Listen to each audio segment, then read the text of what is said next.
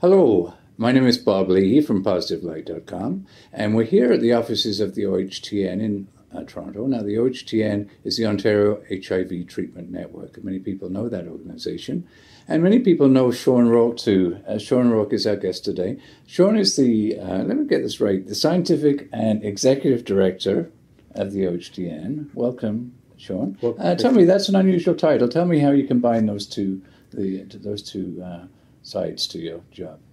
So I think it was an important step in the OHTN's development where they realized they needed more than just having some run an agency that's going to be a funder. And I think the OHTN was set up by the Ministry of Health, the AIDS Bureau, to address research policy issues for people living with HIV and those at risk in Ontario. And I think realizing that we had become a really good research funder, we were funding really excellent projects and people. They wanted somebody who could actually help take it a bit further. Okay. And so recommending to move to this model where to bring in an academic who could not only help run the agency, but also could push the envelope in terms of what needs to happen across research and policy. Right. Now, you clearly have a passion for HIV. Where does that passion come from? So I've always been someone that's been very inquisitive about how things work. I grew up in an academic family. My dad was an academic, and it was something that was always very interesting about this concept of you have a question, you try to find an answer to it, and then you move on to the next one. And but I was always interested in how things, the mechanism of how things work.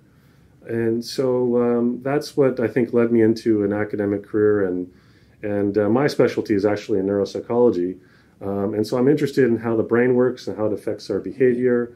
And so it's really about how those things all kind of come together and affect our day-to-day lives.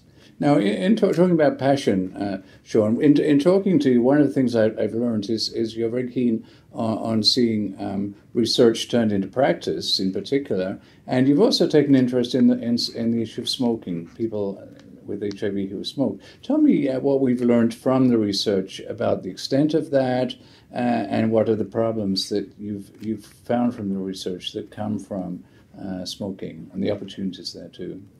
So I think the first part of your question, Bob, was about the application of research. I think what I realized when I came to Toronto in '95 was that I was very interested in setting up a scientific career and trajectory, but realizing that wasn't enough for me. I wanted to work with people. I wanted to work really in communities, and realizing that I got invited into the OHTN as a researcher and got introduced into the HIV community in Ontario, and I could tell or realize the potential of the work I was doing and how I was doing it, that I could really get better informed of what I was doing to have more impact. And I just didn't want to be in the hospital and the university doing this work. Mm-hmm. And people invited me into this world, and I think through that realized that was the real thing for me. And so I think today, as the director here at the OHTN, my role is to really look at not just the problem but the solutions. Okay. And smoking is turning out to be a good example of that, perhaps. Smoking is an excellent opportunity. I mean, when we started to do the work here at the OHTN, realizing what the numbers were, and then, again, being inquisitive, so what's happening in Ontario, what's happening outside of Ontario, right. What happens in people who are not living with HIV, what are smoking rates? And when it really hit home when people that don't have HIV, that in terms of smoking rates, how we've been able to get those down to less than 20%. Mm-hmm. When people with HIV in Ontario, 40 or even higher, and 50% of them are still smoking. Yes. And realizing that that's something that we need to address. Yes. But there's some real challenges there too. There are real reasons why people do smoke, isn't that right? There are, and I think smoking is an addiction. People smoke really, sometimes I guess for the fun of it, but people smoke because it calms them down. It's something that people get into a habit of doing it, and sometimes it is for addressing some other things that underlie other things that are going on. Mm-hmm. So we do find in our research, and other people have found it outside of here in Ontario, that people living with HIV, and this is true for people that have mental health issues as well, that mental health and addiction are things that often people who are struggling with those things often have high rates of smoking. Yeah. Now, have you smoked yourself?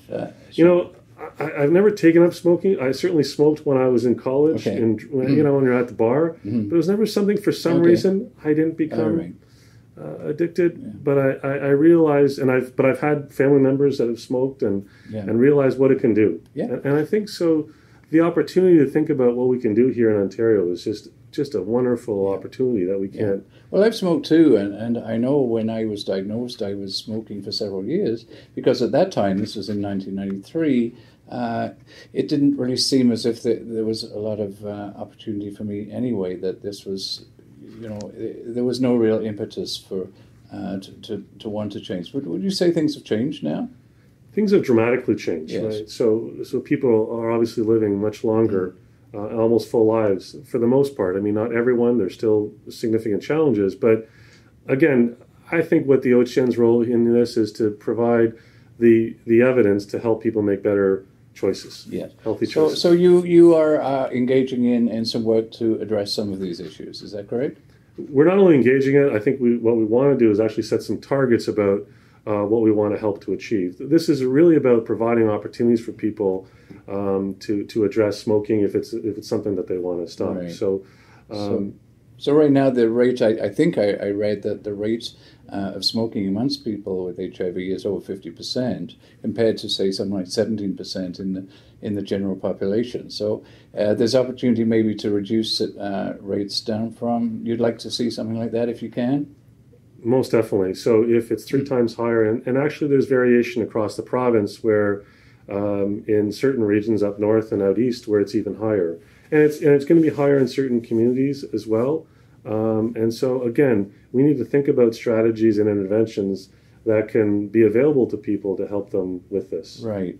Now, I understand, Sean, we've been thinking about this, and you're actually entering into some discussions now, and in fact talking with Positive Light about how together our two organizations can work on this. What did you have in mind? Tell us a little bit about I know we're in the early stages now, but what sort of structure would you like to see to address this? Well, again, remembering that my role here at the OHCN as the director is to help make things better, right? And our mission is very simple. And so research is one component. So, I learned this a long time ago in my role here at the OHCN, that if we're going to influence change, we have to work with the communities and partners in a way that helps move our agenda forward. So that's really fundamental to the work. And so working with you in Positive Light around a commitment to address this is really key for me. It's to work with people who want to move the issues forward. And I think research is one component. If we can work with the frontline community-based agencies, Positive Light or agencies that are helping to really frame the issues and help move the agenda forward, and then work with health planners and other people who know how to move this agenda forward, that's the way to make this happen. And two, you'll need to speak to people living with HIV who have quit, and people who are struggling with smoking too. I think that's very important. Again, fundamental to what our model here at the OHCN. It's an agency that very much the lived experience is really key. Again, part of the reason why I have been so successful at the OHCN and the work, why I continue to want us to be here, is because of how that influences how I think about these issues and how I help to move the agenda forward. Without it, we'll just have a study that you publish, gets on the shelf, and it doesn't have an impact.